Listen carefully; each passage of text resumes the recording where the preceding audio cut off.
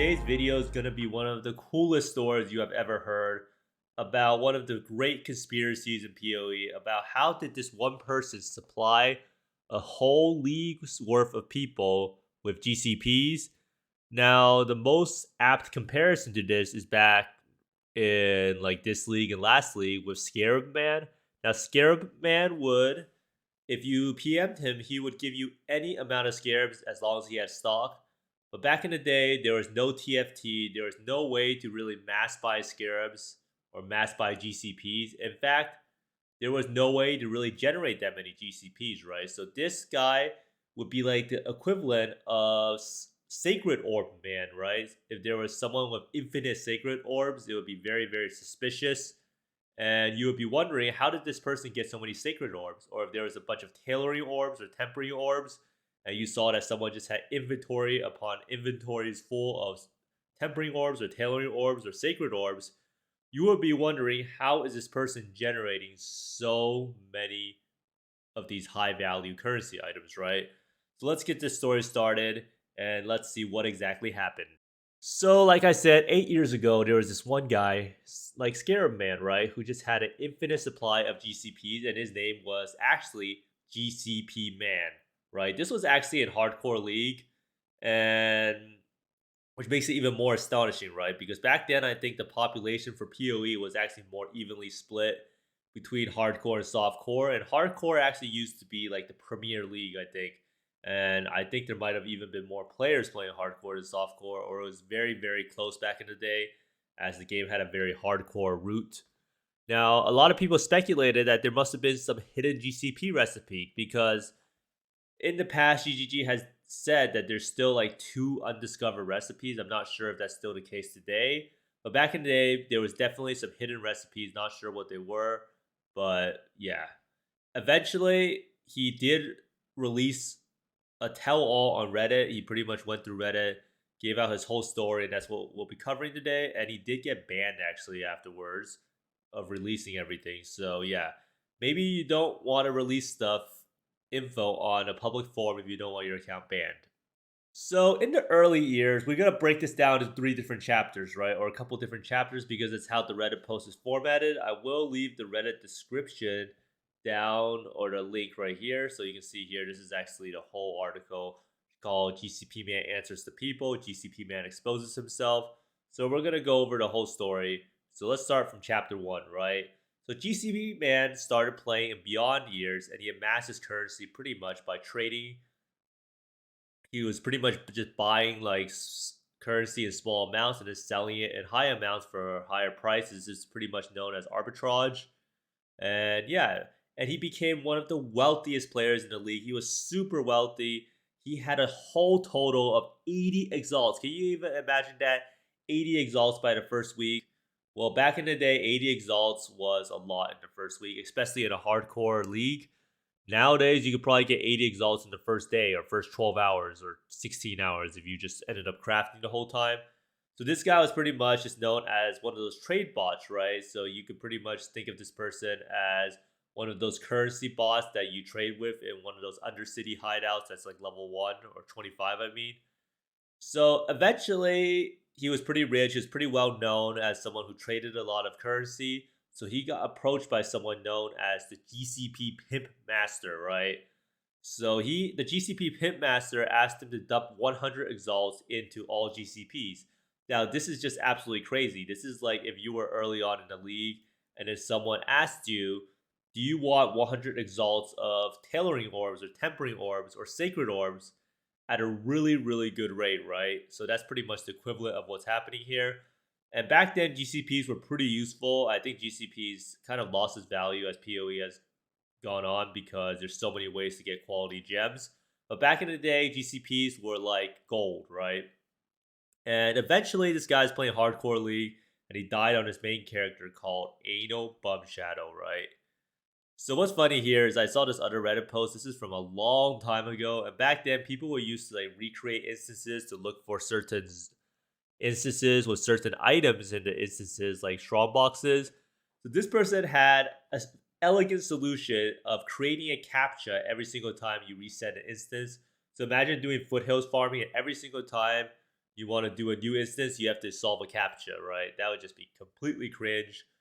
But moving on, his character died, right? So when your character dies, you have a new fresh slate. You can rename your character. Well, actually, you can just email GGG support and have them rename your character for you. But this is pretty much what it looked like. Now, this is just a regular stash tab. Back in the day, there was no quad tab. Now, something to note is that you see this item over here. This is a Bringer of Rain, Wings of Entropy. This used to be known as one of the premier builds in hardcore or in PoE overall with Stone of Last War as the spell block, and then you get the block from the Bringer of Rain. Now, that could be another video. Imagine these items being the most sought after items early league in PoE, right? You would never think that. So therefore, he's allowed to rebrand, and he decided to choose the name GCPMan, right? So just like Scarab Man pretty much got his inspiration from GCPMan. I'm pretty sure almost 100%. So when you have an easy name like GCPMan, like people could just whisper you in game, and then they'll contact you to buy GCPs, and people need a lot of GCPs, right? So eventually, he's able, with his new name and his new business practices, he's able to sell 100 exalts worth of GCPs for 150x total, making a total profit of around 50 exalts. Now, later on in chapter 3, the mysterious GCP Pimp Master, look at that, pimping it out with the GCPs, right, in hand and the coat. But basically, he thought that there's going to be no more GCPs and that this was a one-time deal. Well, he was wrong, right? The Pimp Master came back with better rates and even more supply. So every couple days, he was trading 5 to 6 trade screens full of GCPs, completely filling up his stash tabs with GCPs. And eventually, what's even funnier is that there was even more Pimp Masters that came out, right? There's more of these people that came out offering him even more GCPs and even more bulk sales, right? So it was kind of getting out of control. He was getting super, super rich. So what happened to him, right? So the game kind of became boring for him. Now, this is what usually happens when you make too much wealth in a game. When you have too much wealth in PoE, you kind of what's the point of even farming anymore? Like, what am I using that currency actually for? And it's kind of a story of how money doesn't really buy happiness in a lot of people's cases. And in fact, it actually kind of ruins your enjoyment because it kills the grind of obtaining the money. And then you don't really look forward to things anymore. But that's like a completely different story that we won't delve into. So he decided to write his Reddit tell all because he pretty much quit the league at that point. And yeah, but after his Reddit tell all, not too long afterwards, he became actually banned, right? GGG actually banned him. He actually made a post on Reddit say, so if we actually go look at this Reddit account, GCPMan Exposed, we could actually see that he made a post, GCPMan permanently banned, actually, right? And they actually got a response from a GGG employee, Rory, saying that they can't really reveal anything about the case, right? So before he got banned, he pretty much said in his Reddit tell-all that he gave the name of all of the shady suppliers trying to get them banned, right? So this is pretty much like you get arrested, you cut a deal with the DA saying that you're gonna rat out all of your homies, right? So basically he's trying to rat them all out, but he didn't really get them banned. And what he says is that he looked up all of these account names that are all level 25, level 1 with full stashes of currency, all remain unbanned. If these get reported to us so we can prove that they're breaking the rules, they will be banned, right? So pretty much he's saying that he reported them to GGG and they're still unbanned.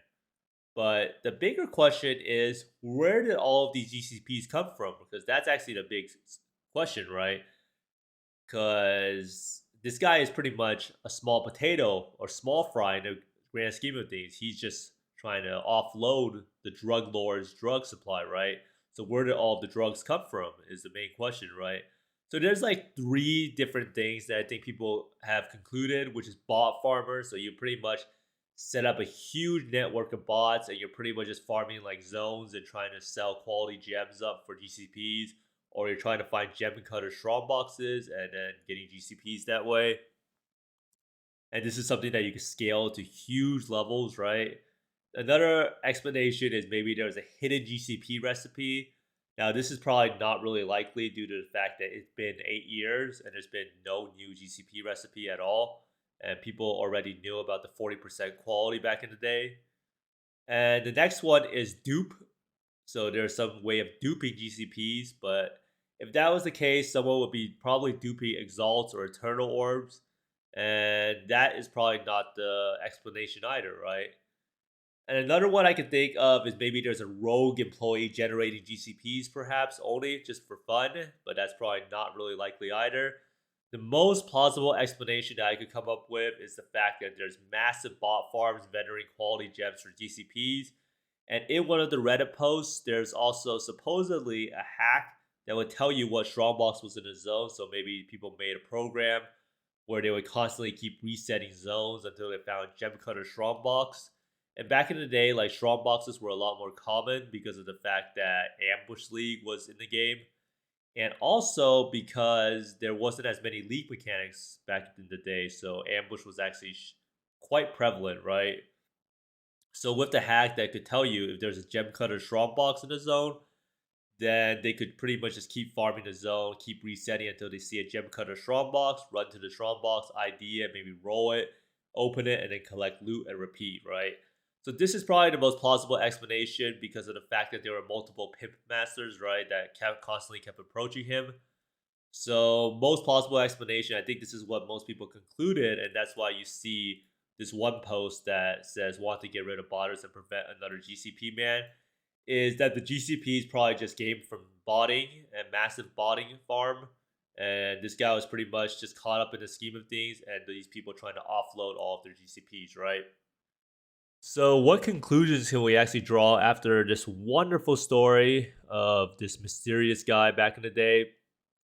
Is that you can probably be banned in PoE for being associated with someone trading you like tainted currency or goods or anything or items like that. So false bans actually do happen a lot. So say like someone traded with GCPMan and had huge supply, then they would probably be banned. In GCPMan's case, it's kind of a gray area because he didn't really do anything wrong, right? He pretty much just got approached by people to sell the currency. But this is pretty much like how a small time drug dealer, right, gets approached by the cartel to go sell their drugs. I mean, in that case, it's different because the drugs are actually illegal. There's really nothing illegal about GCPs. He could have also gone banned because he has so many exalts, right? He probably RMT'd it off, which is also very, very likely. Now, this next line is probably something that I think is the most important line in PoE is that knowledge is power, right? If there's ever someone who knows about an undiscovered recipe or something like that, then they can actually make bank. In fact, one of the old recipes I think was people did not know that you could vendor a level 20 gem with 20 quality with a regret or something and get a level 120 quality gem. Or is it a scour? I think it's a regret or it's a scour. I don't remember anyhow. But that recipe was actually not well known, and the person who knew about the recipe made so much money because they were able to sell level 120 quality gems, right? That was actually a huge, huge thing. There was also another thing with the hungry loop where people were able to use empowers or something and get it back or something like that, which was actually huge, or get back an uncorrupted empower. So knowledge is always power in PoE, and you can utilize that. If you know about something, don't make a video like I do and tell everyone if you care about currency in game.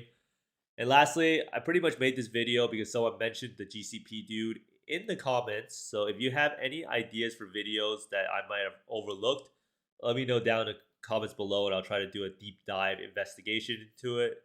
But the Scarab Man did make my PoE days a lot more simpler. And if you haven't used the Scarab Man, please use the Scarab Man if you want to bulk buy Scarabs to do juice maps. It helps out a lot. Now, the way Scarab Man gets all his Scarabs is he pretty much just uses TFT. He buys the Scarabs and he sells it to you in game for people who don't want to go through TFT. So pretty much it's another form of arbitrage. But thanks for watching, everyone. I hope you find more mirrors, exalts, and GCPs than me, and see you next time. Bye.